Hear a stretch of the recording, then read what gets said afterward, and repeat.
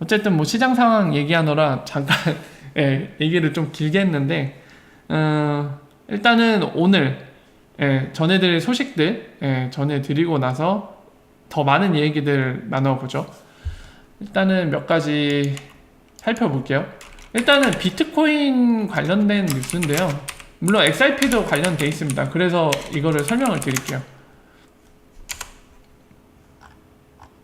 빰빰빰.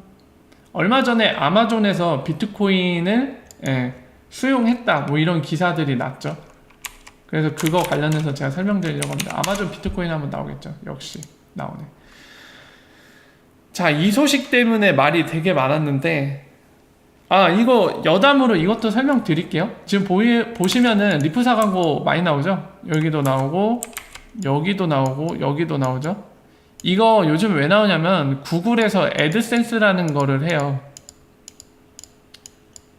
광고주한테 광고 물어다가 이런 블로그라던가 여러가지 웹페이지에다가 광고를 실어주고 이제 수익을 나누는 거, 그거 애드센스라는 프로그램이 있거든요.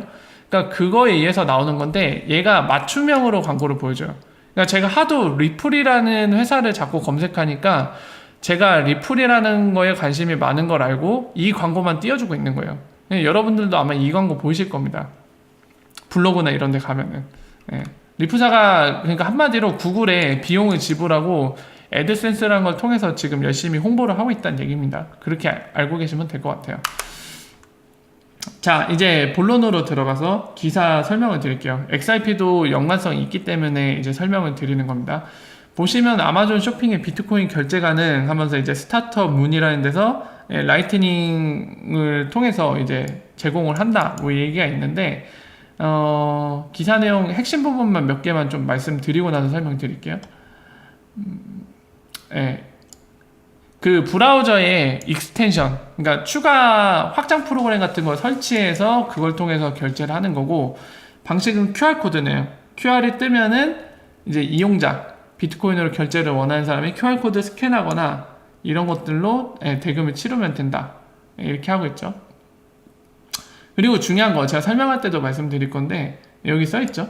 쇼핑몰이 암호화폐 결제 시스템과 통합한 것이 아니다. 그러니까 아마존이 비트코인을 수용한 게 아니에요. 그게 아니라 문이라는 업체가 이런 확장 프로그램을 제공하는 거고, 문이라는 곳을 통해서 비트코인으로 이제 지불이 가능한 것 뿐입니다. 아마존이 직접 비트코인을 받는 게 아니에요. 고객들한테요. 그거 포인트 하나 이따 자세히 설명드릴게요. 그리고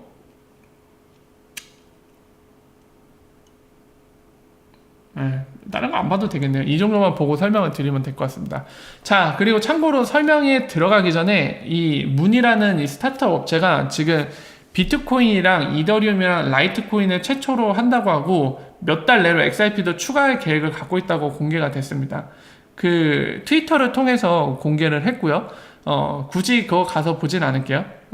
이제 설명을 좀 드리겠습니다.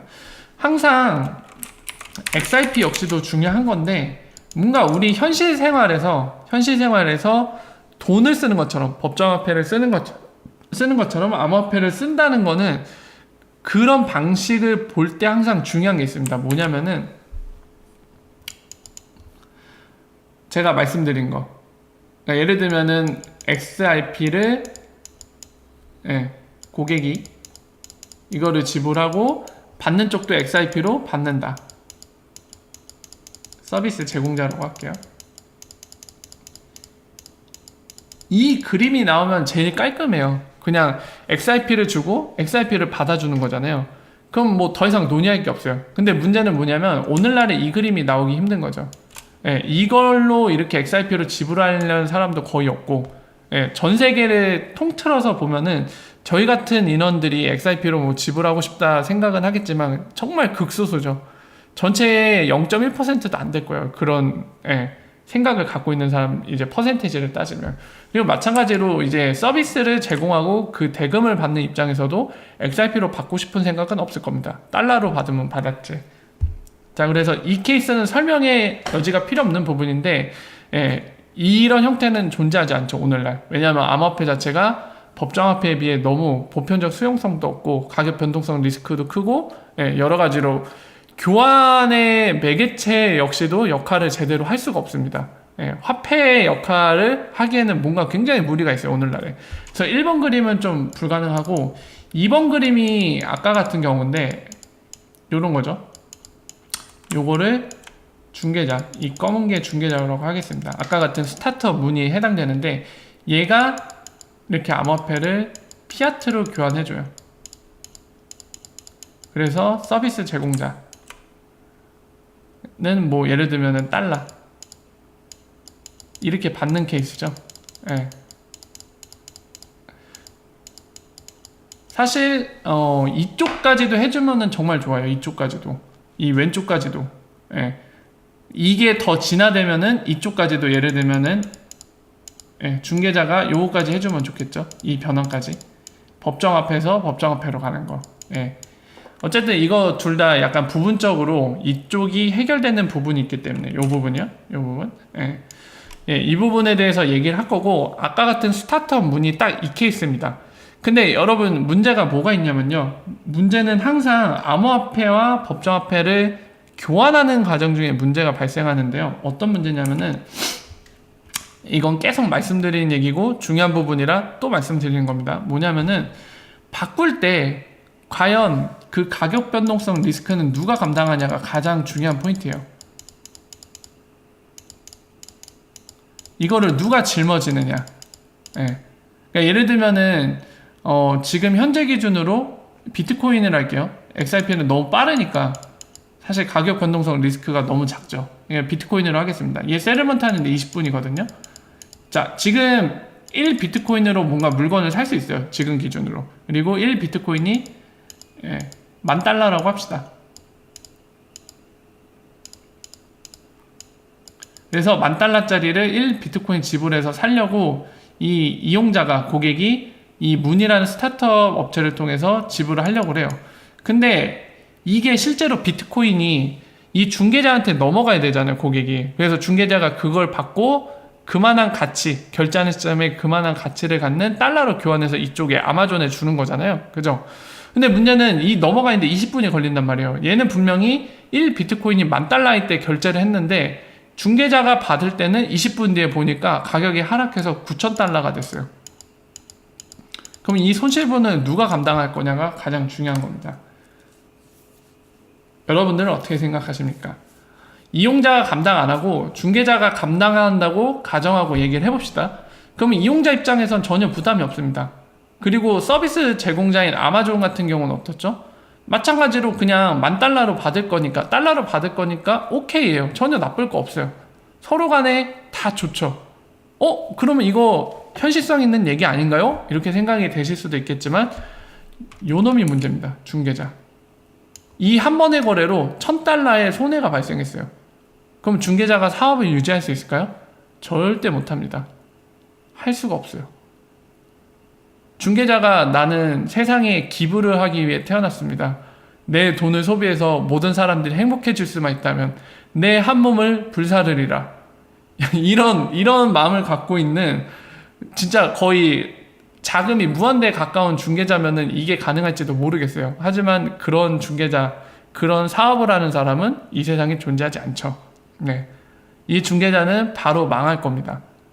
이 비즈니스 모델은 말이 안 돼요. 그러면 누가 감당할 건가? 이용자? 이용자가 감당할 경우는 어떤가요, 여러분들? 이용자가 감당한다고 가정했을 때 어떤 상황이 벌어지죠?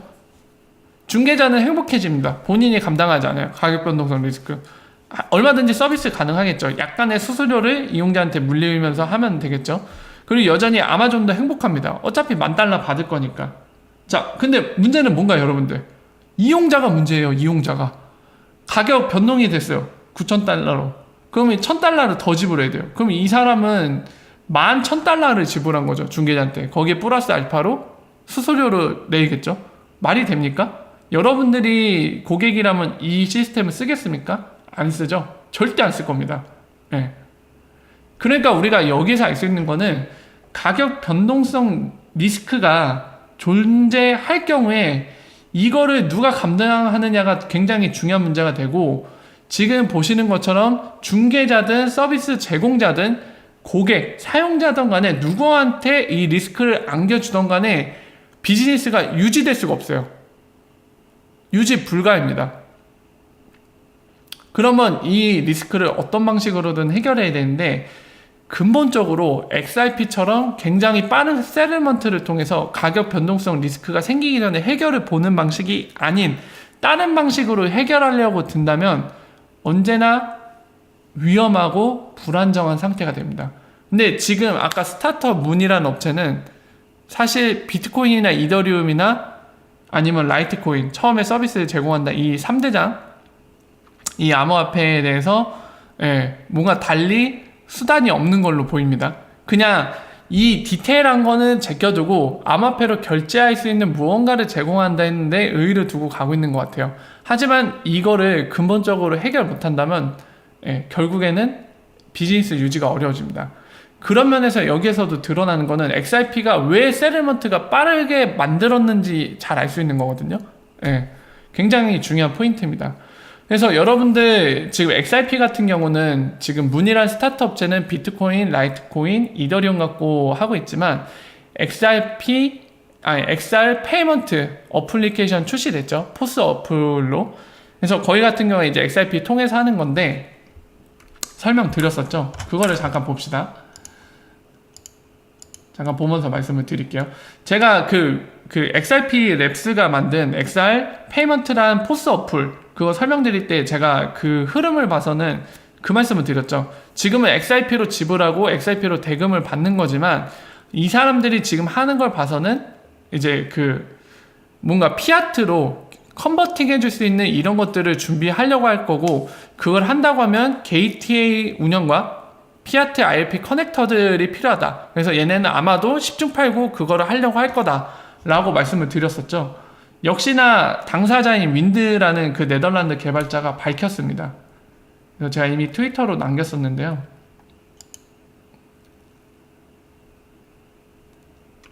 여기에다가 적어놨죠. 보이세요? IOU 형태로, 유로와 IOU 형태로 컨버팅하는 거, 그거를 지금 얘기하고 있죠. 이게 무슨 의미인지 느낌이 오시죠? 여러분들도 XRP와 그리고 리플에 대해 많이 알게 되시고 배웠기 때문에 이 의미를 알고 계실 겁니다. 유로와 IOU를 발행하려면 게이트웨이가 필요해요. XRP 레저상에. 이 얘기는 게이트웨이 운영하겠다는 겁니다. 그리고 게이트허브처럼 요 플러스 IRP 커넥터 조합을 가져가겠다는 거예요. 여기 있죠? 여기 마지막에도 본인이 직접 적었네요. Spend using IRP. 확인이 됐습니다. 아마도 얘네가 하는 것들이 아까 말씀드린 것처럼 제가 정황상 XRP 페이먼트란 포스를 만들고 XRP를 지불하고 XRP로 대금을 받는 형태인데 오늘날은 이게 쓸 수가 없다. 그렇기 때문에 얘는 결국에 피아트와 컨버팅 해주는 기능을 넣을 수밖에 없는데, 그렇다고 하면은 게이트웨이와 IRP 커넥터 이 조합을 가져갈 수밖에 없을 것입니다 라고 제가 말씀을 드렸었죠. 얘네 행방을 보면 된다고. 근데 바로 확인이 된 거예요. 얘네가 지금 이거를 생각을 하고 있는 겁니다. 그래서 이제 뱅킹 라이센스도 가져가려고 하는 거죠. 자, 그래서 중요한 거는 뭐냐면 이 파워가 왜 중요하냐면은 실제로 이제 코일과도 연관된 건데, 이거 보세요. 여러분들이 트위치에 대해 아시는지 잘 모르겠어요. 아마 연세가 좀 되시는 분들은 트위치라는 플랫폼을 잘 모를 수도 있는데, 트위치라는 플랫폼은 보통 이제 게임 스트리밍을 하는, 게임 방송을 하는 사람들이 주로 쓰는 플랫폼입니다. 아마존이 이제 사들인 플랫폼이거든요. 아마존이 M&A 시켜갖고 샀어요. 트위치라는 플랫폼을. 그래서 아마존 소유인데, 어쨌든 여기에서 지금 보시는 것처럼 게임 방송을 해갖고 도네이션도 받고 이렇게 이제 컨텐츠 크리에이터들은 수입을 벌고, 그리고 컨텐츠 소비자들은 여기 와갖고 재미난 게임 방송도 보고 서로 채팅하면서 얘기도 나누고 그런 플랫폼이거든요. 근데 코일사가 여기에서 도네이션 되게 만들었어요. 도네이션이 되게. 물론 여기에서 오해하시면 안 되는 거는 트위치랑 코일사랑 파트너십 맺은 건 아닙니다. 그냥 코일사가 그 브라우저, 크롬이라는 브라우저에 확장 프로그램을 만들어서 여기에 트위치에 비트라는 그게 있어요. 트위치 자체의 이제 디지털 화폐 같은 건데, 도네이션 할 때 아프리카 별풍선 쏘잖아요. 별풍선이라고 생각하시면 돼요. 그거를 코이사가 뭘 했냐면은 이 XRP 도네이션 하는 거를 비트로 바로 컨버팅 해갖고 이제 이 방송하는 크리에이터한테 넘길 수 있게 그렇게 만들어 놨거든요. 근데 재미난 거는 여러분들 이 코이사가 지금 만들려는 게 그거잖아요. 컨텐츠 소비자가 컨텐츠 크리에이터들한테 도네이션 하는 오늘날의 구조는 중개자가 오늘 같은 경우 있잖아요. 구글이라던가 지금 보신 트위치 이런 애들 때문에 중간에 이제 수익이 나눠지다 보니까 컨텐츠 크리에이터들이 본인의 컨텐츠에 대해서 정당한 대가를 다 못 받고 플랫폼을 제공하는 누군가한테 뜯기잖아요, 자꾸. 예를 들면은 여러분들이 제 채널에 그 배지로 가입하거나 또는 저한테 슈퍼챗으로 도네이션을 주는데 그거를 주면은 거의 50%에서 60% 정도를 구글이 떼가요, 다. 예를 들면 여러분이 1,000원을 저한테 슈퍼챗으로 기부를 해주죠? 거기서 500~600원을 떼가요, 구글이. 다 가져가요. 그리고 남은 것만 저한테 줍니다. 그런 것처럼 굉장히 많이 떼가거든요, 수수료를. 근데 보시면은 지금 코일을 통한 도네가 어떤지 이 사람이 이제 데이터로 남겼거든요. 자, 보세요. 몇 시간 보고 98센트가 도네이션을 됐대요, 코일을 통해서. 그래서 이 사람이 어떤 계산을 하냐면 이 게임 방송을 14,000명이 보고 있었대요. 그러면은 14,000명이 다 코일로 만약에 도네이션을 했다. 그러면은 0.98센트를 곱하면은 이 14,000명이 몇 시간 봤을 때 얼마나 도네가 되는지 나오죠. 근데 이 액수를 보십시오, 여러분들. 4시간을 14,000명이 보면은 지금 컨텐츠 크리에이터가 벌어들이는 수입이 요만큼이나 됩니다. 1,000만원이 넘어요. 1,500만원 정도, 우리나라 돈으로. 13,720달러니까. 엄청 효율적인 거예요. 이러면은 어떤 게 시너지가 나냐면 컨텐츠 크리에이터들이 더 많이 생길 수 있겠죠. 그리고 더 좋은 컨텐츠를 만들려고 많은 사람들 끌어모으기에 더 노력을 하겠죠. 이 시장이 발전한다는 겁니다. 그만큼 돈도 빠르게 움직이고 많은 돈들이 막 여기저기 움직이기 시작하는 거죠. 선순환이 일어난 거죠. 제가 그 벨로시티 개념을 말씀드린 적 있잖아요. 그러니까 이 스트리밍 시장에서도 자금이 빨리 움직이고 자금이 마치 기름의 윤활유처럼 작동을 해서 많은 컨텐츠 크리에이터들이 더 시장을 참여할 수 있고 그리고 더 많은 컨텐츠, 질 좋은 컨텐츠를 생산을 하겠죠. 더 많은 컨텐츠 소비자들도 참여하게 되고 그럼으로써 돈이 더 빠르게 회전을 하겠죠. 이거는 결국에 경제 활성화에 도움이 되는 겁니다. 벨로시티가 늘어나는 거는. 그러니까 지금 여기에서 중요한 거는 아까 같이 비금융, 지금 얘기되는 게 다 비금융이잖아요. 그 XR 페이먼트도 그렇고 아까 문이라는 스타트업 업체가 비트코인 갖다가 결제할 수 있도록 만드는 거, 결제 시스템 만드는 거, 그리고 지금같이 코일이 웹 모네타이제이션으로 돈을 만드는 거. 그러니까 은행에서 크로스보더 페이먼트 하는 게 아닌 이 비금융, 어떻게 보면 이 결제도 금융이라고 할 수 있는데 크로스보더 페이먼트 제한 건 비금융이라고 그렇게 카테고리를 묶고 말씀을 드릴게요.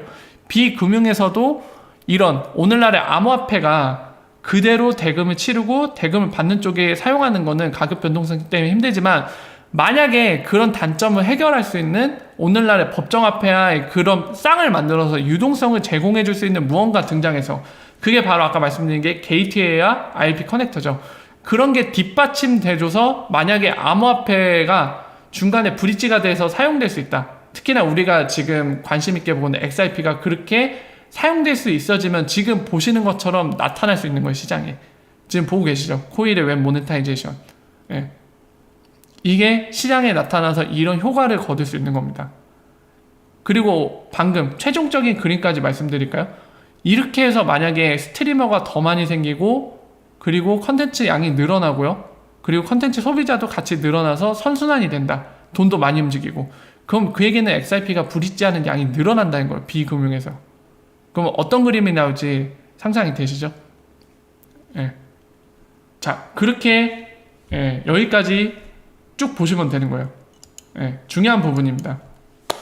그래서 이 소식과 관련된 팩트는 일단은 가격 변동성 문제를 해결하지 않는 한 오늘날 쓰기 어렵다. 근데 그 중에서도 뭐 다른 방법, 그러니까 뭐 누군가가 그 짐을 짊어지는 방식으로 하는 건 근본적인 해결도 안 되고 비즈니스를 유지할 수 없다. 이걸 설명을 드렸고요. 그에 반해 XRP는 왜 4초 만에 세틀먼트가 되겠는지 그렇게 짧게 짧은 시간 안에 세틀먼트가 되겠는지 이런 포인트에서 드러난 거죠. 그래서 이런 환경에서도 적합하게 쓰일 수 있다는 말씀이죠.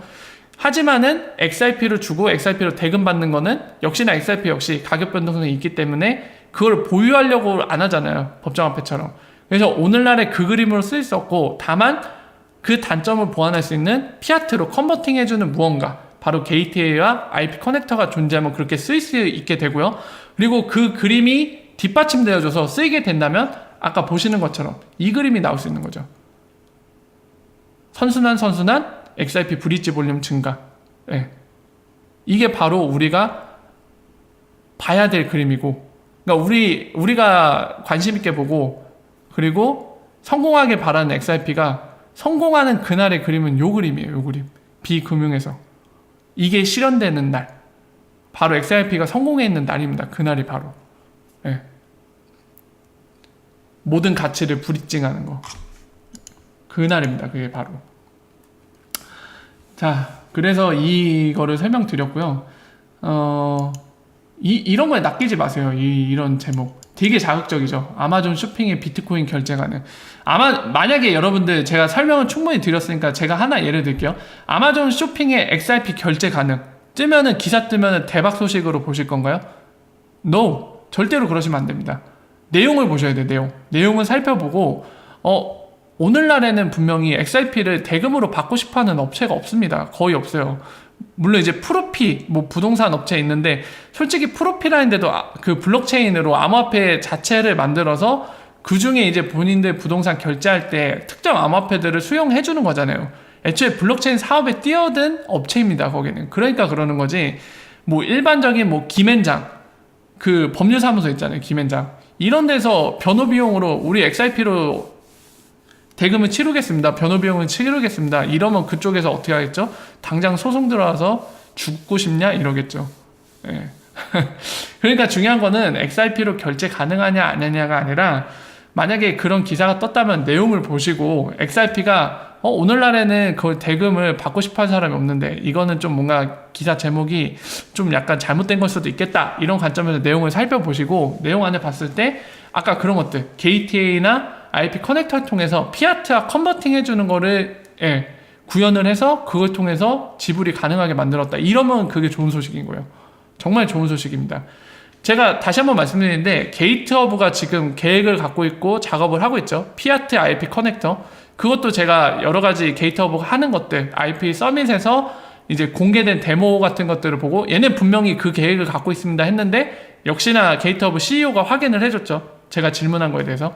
그러니까 그런 것처럼 걔네가 피아트 IP 커넥터를 출시하는 그때가 정말 그런 것들이 대박 소식입니다.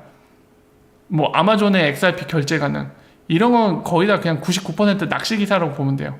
예. 중요한 거는 그 기반을 갖춰줄 수 있는 것들, 그게 갖춰지는 게 저희한테 대박 소식입니다.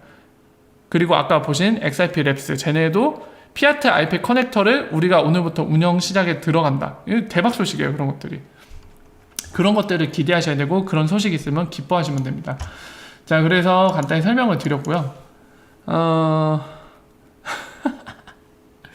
네.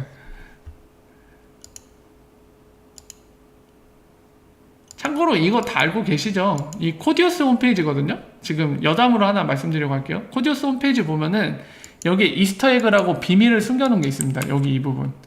주석에다가 이런 비밀을 숨겨놨어요. 네, 보이시죠? 코디우스는 리플랩스에 사용될 거고, 리플랩스에 어디에 쓰인다고요? 뱅킹과 엔터프라이즈 통합에. 네. 그러니까 금융 쪽에 크로스보더 페이먼트를 위해서 리플사 솔루션들이 이제 탑재되고 있잖아요. 하나씩 탑재되고 있고, 더 나가서 이제 은행도 엑스라피드를 쓰기를 바라고 있는데, 그런 거를 이제 할 수 있는 스마트 컨트랙트나 이런 것들을 실현하기 위한 걸로 코디우스가 사용될 겁니다. 여기에다가 하나 담아놨죠. 여기다가 본인들이 수수께끼는 아니죠. 이거는 힌트를 달아놓은 거죠. 코디우스가 어떻게 쓰일지를 알아두라고. 참고하시면 됩니다. 아마 많은 분들이 알고 계실 거예요.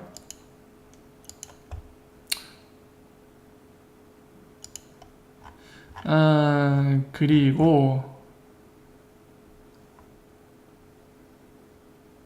이것도 트위터 한번 보세요. 티파니가 그 XRP 미더에 갔었거든요. XRP 랩스가 주최하는. 거기에 가서 이제 본 게 여러 가지 소식도 들었지만 누락한 게 있어서 이제 이렇게 트위터를 남긴 것 같아요. 뭐냐면 빗솜 아시죠? 빗솜에서도 이제 요거 카드2 XRP.com이라는 사이트를 만들어 갖고 피아트로 XRP를 손쉽게 살 수 있도록 뭔가를 이제 제공하는 걸 구현했습니다. 그래서 이 소식을 전하더라고요. 예. 이런 것들이 참 좋은 소식이죠. 피아트화의 쌍을 만들어서 유동성을 제공해주는 것들이 늘어날수록 좋습니다. 자, 그래서 오늘 소식 핵심적인 것들 이제 설명드릴 거는 다 설명을 드린 것 같네요. 예. 자, 그래서 잠깐만 한 1분 정도만 잠깐 쉬었다가 여러분들 뭐 빼실 물이 있다면 물을 빼시고요. 저는 잠깐 물을 마실 거고요. 어쨌든 간에 한 1분 정도 쉬고 여러분들과 같이 얘기를 나누는 시간 Q&A를 갖도록 하겠습니다.